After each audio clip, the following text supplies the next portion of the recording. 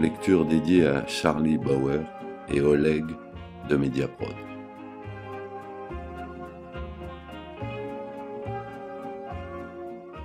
Roald Dahl, La Logeuse, 1959, traduction française a priori 1962 et toujours a priori due à Elisabeth Gaspard. Billy Weaver arriva à Bath après avoir passé l'après-midi dans le train et changé d'omnibus à Reading.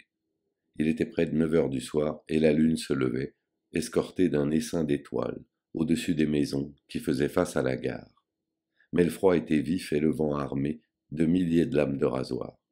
« Excusez-moi, dit Billy, connaissez-vous un hôtel pas trop cher dans le coin ?»« Allez voir la Cloche et le Dragon, » répondit le contrôleur en désignant le bas de la route. « Il y aura peut-être de la place.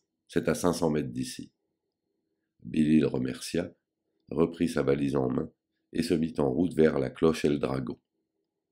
Il n'était jamais venu à Bath et n'y connaissait personne. Mais M. Greenslade, de la maison centrale de Londres, lui avait dit beaucoup de bien de cette ville.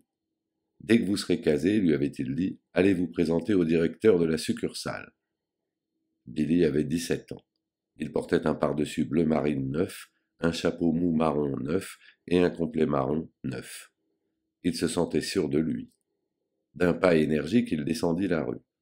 Depuis quelques jours, il s'efforçait de tout faire avec énergie, car il estimait que c'était l'énergie qui caractérisait avant tout un homme d'affaires digne de ce nom. Les gros patrons à la maison centrale ne cessaient jamais de se montrer remarquablement énergiques. Ils étaient stupéfiants. La rue qu'il longeait ne comportait aucune boutique, rien qu'une rangée de maisons assez hautes de chaque côté. Ces maisons étaient toutes semblables.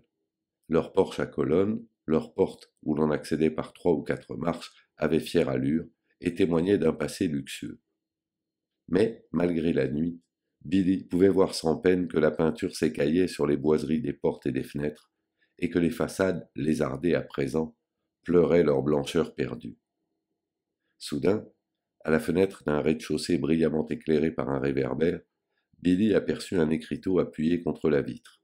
Il lut « Chambre avec petit déjeuner ». Un vase plein de beaux chrysanthèmes jaunes était posé juste sous l'écriteau. Intrigué, Billy s'approcha. Des rideaux de faux velours vert garnissaient la fenêtre, rehaussant l'éclat des chrysanthèmes. Billy se dressa pour fouiller du regard, à travers la vitre, l'intérieur de la pièce. Il vit d'abord un joyeux feu de cheminée. Devant l'âtre, sur le tapis, un petit basset allemand dormait, recroquevillé. La chambre elle-même, aussi loin qu'il pouvait la voir dans la pénombre, était meublée avec goût. Elle contenait entre autres un piano crapaud, un grand divan, des fauteuils rebondis et, dans un coin, un perroquet dans sa cage. Des animaux dans un endroit pareil, c'est plutôt bon signe, se dit Billy. Il se demanda aussi si cette demeure, d'aspect si rassurant, ne serait pas plus agréable que la Cloche et le Dragon. Certes, un hôtel promettait plus de distraction qu'une pension. Le soir, il y aurait de la bière et des jeux, et puis toutes sortes de gens à qui parler. Ce serait aussi moins cher sans doute. Il lui était arrivé de passer 2 nuits de suite dans un hôtel et il en gardait un bon souvenir. Par contre, il savait peu de choses des pensions de famille et, pour être franc, l'idée d'y faire un séjour l'inquiétait un peu. Cela évoquait pour lui des images de choux à queue, de logeuses rapaces, le tout flottant dans une pénétrante odeur de hareng fumé. Après avoir grelotté ainsi pendant 2 ou 3 minutes, Billy décida d'aller jeter un coup d'œil à la Cloche et le Dragon avant de prendre une décision. Il s'éloigna de la fenêtre. Alors, il se passa une chose étrange, car son regard ne put se détacher du petit écriteau qui répétait obstinément « Chambre avec petit déjeuner, chambre avec petit déjeuner, chambre avec petit déjeuner ». Chacun de ces mots se transformait en un grand œil noir qui le fixait de singulière façon, l'empêchant impérieusement de quitter le petit rectangle de trottoir où il était arrêté. Comme hypnotisé, il fit quelques pas, puis il grimpa les 4 marches qui menaient à la porte d'entrée. Il leva le bras et appuya sur la sonnette. Dans quelques chambres lointaines, il l'entendit tinter. Et alors, immédiatement, la chose ne pouvait être qu'immédiate, puisqu'il n'avait même pas eu le temps de retirer son doigt du bouton de la sonnette, la porte s'ouvrit comme par miracle, et une femme fit son apparition. D'habitude, quand on sonne à une porte, on doit attendre au moins une demi-minute avant que quelqu'un vienne ouvrir. Cette dame, elle, était là, jaillie comme un diable dans sa boîte. C'était incroyable. Elle pouvait avoir entre 45 et 50 ans. Son sourire était encourageant et chaleureux. Entrez, je vous en prie, dit-elle d'une voix étonnamment aimable. Elle s'écarta pour le laisser passer. Et Billy se sentit avancer, poussé par une sorte de contrainte, ou plutôt par l'invincible désir de pénétrer à l'intérieur de la maison. J'ai vu l'écriteau à la fenêtre, dit-il, se retenant d'avancer. Oui, je sais. Je cherchais une chambre. Elle vous attend, cher petit monsieur, dit la dame. Elle avait un visage rond et rose, et des yeux d'un bleu très tendre. J'allais à la Cloche et le Dragon, expliqua Billy, mais votre écriteau a retenu mon attention. Mon cher enfant, dit la dame, pourquoi n'entrez-vous pas par ce froid? Pour combien louez-vous? 5 shillings et 6 pence par nuit, petit déjeuner compris. Il crut avoir mal entendu. C'était donné. Cela représentait moins que la moitié de ce qu'il était disposé à payer. Si vous trouvez que c'est trop cher, reprit-elle, je pourrais peut-être vous faire un prix. Tenez-vous à avoir un œuf pour le petit déjeuner. Les œufs sont chers en ce moment. Sans œufs, ça ne vous ferait que 5 shillings tout rond. D'accord pour 5 shillings 6 pence, dit Billy. J'aimerais bien rester ici. Je le savais. Entrez donc. Elle était d'une gentillesse à faire rêver. On aurait dit la mère du meilleur camarade de classe qui vous reçoit chez elle pour les vacances de Noël. Billy ôta son chapeau et franchit le seuil. Accrochez-le ici, dit-elle, et laissez-moi vous aider pour votre par-dessus. Il n'y avait pas d'autre chapeau ni d'autre par-dessus dans l'entrée. Pas un parapluie, pas une canne, rien. La maison entière est à nous deux, fit-elle en souriant. Puis elle lui montra le chemin vers les étages supérieurs. Voyez-vous, je n'ai pas très souvent le plaisir de faire entrer un voyageur dans mon petit nid. Elle radote un peu la vieille fille, se dit Billy. Mais à ce prix, tout était pardonnable. J'aurais cru que vous étiez submergé de demandes, fit-il poliment. Mais je le suis, cher monsieur, je le suis, n'en doutez pas. Seulement pourquoi le cacher? Je suis un tantinet difficile. Vous voyez bien ce que je veux dire. Ah oui. Mais je suis toujours prêt à recevoir. Tout est toujours prêt, jour et nuit, dans cette maison, pour le cas de chance exceptionnelle où un jeune homme digne de ma confiance passerait par là. Et c'est un si grand plaisir, cher monsieur, d'ouvrir la porte et de découvrir quelqu'un de convenable. Elle était à mi-hauteur de l'escalier, une main sur la rampe. Elle se pencha et lui sourit de ses lèvres pâles, en ajoutant « Comme vous, monsieur ». Et ses yeux bleus parcoururent lentement le corps de Billy, de la tête aux pieds, puis dans le sens inverse. Sur le palier du deuxième, elle dit « Cet étage est à moi ». Ils grimpèrent au troisième, « Et celui-ci est à vous. Voici votre chambre. J'espère qu'elle vous plaira. » Elle le fit entrer dans une petite chambre proprette, donnant sur la rue. En entrant, elle alluma la lumière. « Vous avez le soleil toute la matinée, monsieur Perkins. » « C'est bien monsieur Perkins. »« Non, madame, dit-il, c'est Weaver. »« Pardon, monsieur Weaver. Comme c'est joli. J'ai mis une bouillotte entre les draps, monsieur Weaver. C'est si agréable, un bon petit dodo propre et chauffé, vous ne trouvez pas? Et si vous avez froid, vous pouvez allumer le gaz à n'importe quel moment. » Merci, dit Billy, merci, vous êtes bien aimable. Il remarqua que le couvre-lit avait été retiré et que les draps et les couvertures avaient été soigneusement repliés d'un côté, prêts à recevoir un client. « Je suis si heureuse que vous soyez venu, dit-elle, le regardant gravement dans les yeux. Je commençais à m'inquiéter. Mais il ne faut jamais vous inquiéter, répondit gaiement Billy. Il posa sa valise sur une chaise et s'apprêta à l'ouvrir. Excusez-moi, j'avais oublié de vous le demander. Voulez-vous dîner ou avez-vous pris quelque chose? Je n'ai pas très faim, merci, dit-il. Je crois que je me coucherai le plus tôt possible. Demain, je dois me lever de bonne heure pour aller me présenter au bureau. Très bien, je vous laisse ranger vos affaires. Mais avant de vous coucher, voulez-vous avoir la gentillesse de passer au salon du rez-de-chaussée pour signer le livre? C'est une chose que tout le monde doit faire, car c'est la loi, et nous tenons à être en règle, n'est-ce pas, dans ce genre de formalité. Elle lui fit un petit signe amical de la main et sortit rapidement. Elle doit avoir l'esprit un peu dérangé, la pauvre femme, pensa Billy. Mais cette idée ne l'inquiétait nullement, car après tout, elle paraissait inoffensive. C'était manifestement une âme bonne et généreuse. Peut-être avait-elle eu des malheurs insurmontables, un fils perdu à la guerre, par exemple. Il vida sa valise, se lava les mains, et descendit d'un pas alerte au salon du rez-de-chaussée. Sa logeuse ne s'y trouvait pas, mais le feu dansait dans l'âtre, et le petit basset dormait toujours au même endroit. La pièce était merveilleusement chaude et douillette. J'ai une de ces chances, pensa Billy en se frottant les mains. Le livre d'hôte l'attendait, ouvert, sur le piano. Il sortit son stylo et inscrivit son nom et son adresse. 2 signatures seulement figuraient au-dessus de la sienne, et, plutôt machinalement, il les lut. La première provenait d'un certain Christopher Mulholland, de Cardiff. La seconde était celle de Gregory W. Temple, de Bristol. C'est drôle, pensa Billy. Christopher Mulholland, cela lui rappelait quelque chose. Où donc avait-il déjà entendu ce nom plutôt insolite? Était-ce celui d'un camarade d'école?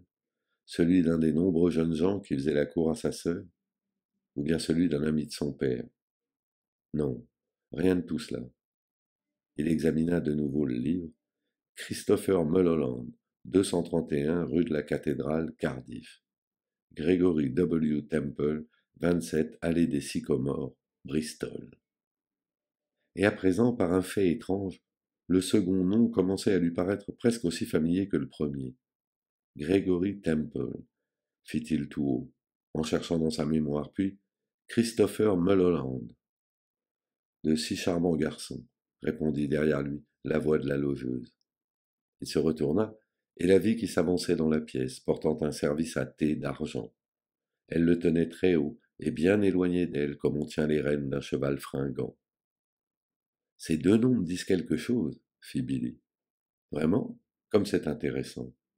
Je suis à peu près certain de les avoir entendus quelque part, n'est-ce pas curieux? Peut-être les ai-je lus dans un journal?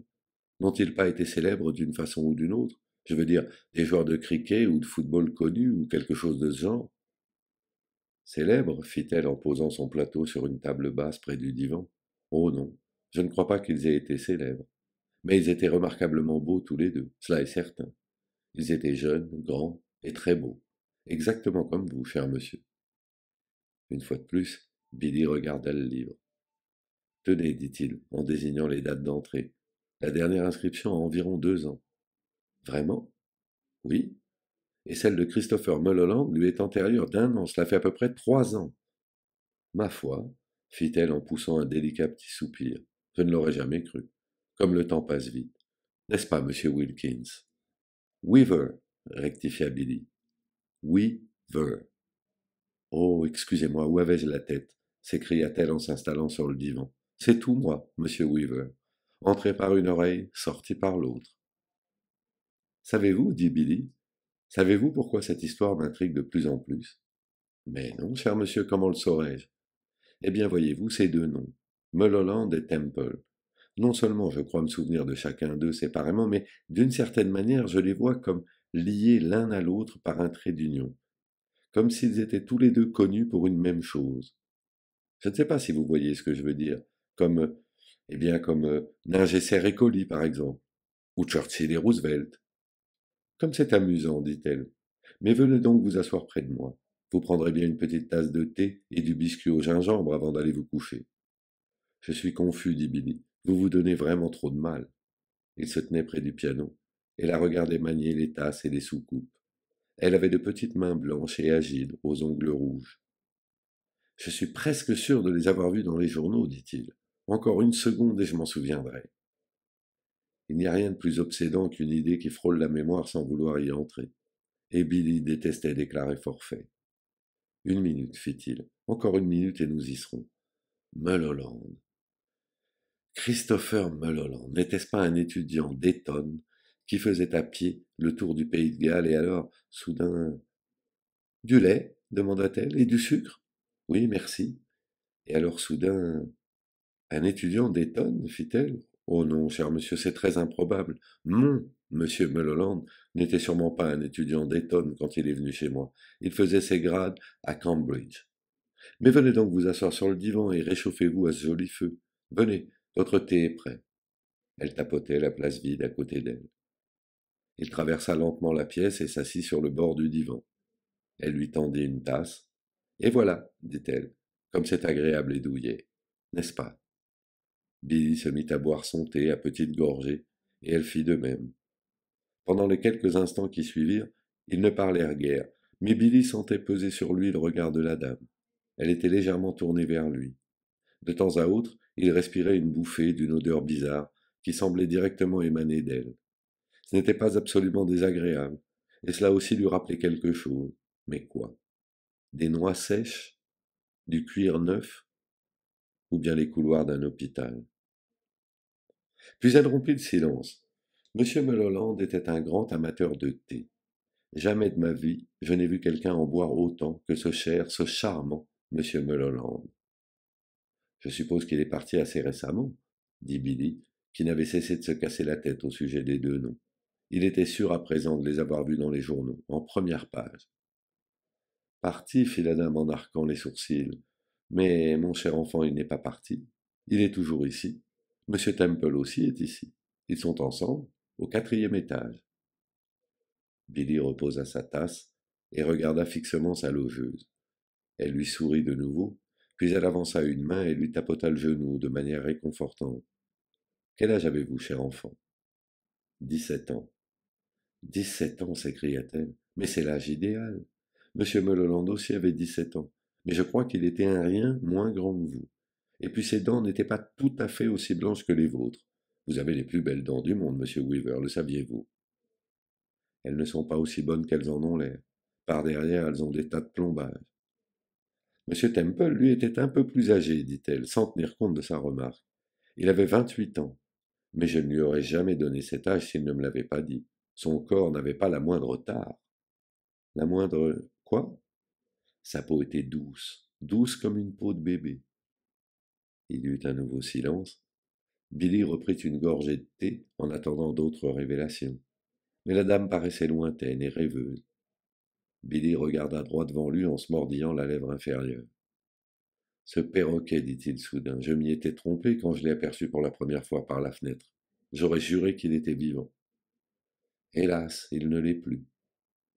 C'est extraordinaire comme c'est adroitement fait, dit-il. Personne ne le croirait mort. Peut-on savoir qui l'a fait? Moi. Vous? Bien sûr, dit-elle. Et mon petit Basile, l'avez-vous vu? Elle désigna d'un mouvement de tête le petit basset allemand pelotonné si confortablement devant la cheminée. Billy le regarda et s'aperçut que cet animal était aussi silencieux, aussi immobile que le perroquet. Il étendit une main et lui toucha le haut du dos. Le corps était dur et froid et, quand il en écarta les poils, il put voir la peau, sèche et grisâtre, mais parfaitement conservée. Bonté divine, fit-il, c'est absolument fascinant. Il se détourna du chien et regarda avec admiration la petite femme assise à côté de lui sur le divan. Cela doit être difficile, comme tout, de faire un travail pareil. Pas le moins du monde, dit-elle. J'empaille moi-même tous mes petits chéris quand ils rendent l'âme. Voulez-vous une autre tasse de thé? Non, merci, dit Billy. Le thé avait un petit goût d'amande amère qui lui déplaisait plutôt. Vous avez bien signé le livre? Mais certainement. C'est parfait. Car plus tard, si un jour j'oublie votre nom, je peux toujours descendre pour le retrouver, comme je fais presque tous les jours pour M. Mulholland et M. Temple, dit Billy. Gregory Temple.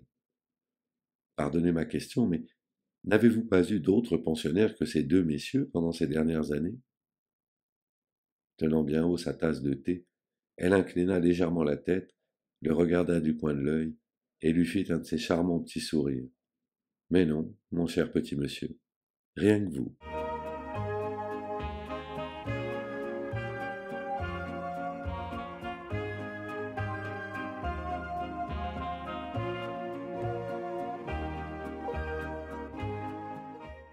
I personally think this story is funny, but if your sense of humor doesn't happen to be the same as mine, then I'm afraid you're going to be a bit disturbed by what goes on.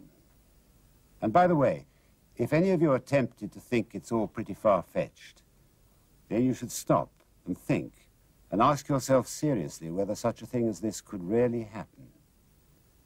The answer is yes, of course it could, even to you.